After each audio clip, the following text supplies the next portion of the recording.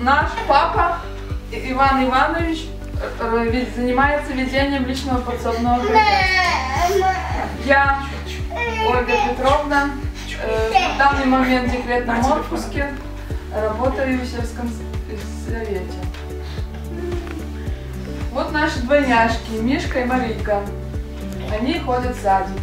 И самый маленький наш, Ванюша, он назван в честь папы, так как родился на тот же день, который и папа. То есть я его родила на Ивана Купального и сделала подарок мужу.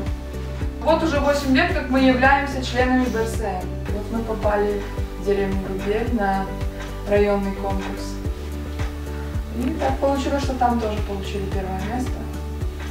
В итоге поехали на Иваново. Иваново мы тоже никому не упустили свое место, заняли тоже первые. Конечно, Иваново вы тоже. А сейчас республика впереди. Думали, что мы уже победим тут и в Рубле, и Иваново просто думали второе, какое третье в области занять место. Уже начали участвовать, уже старались.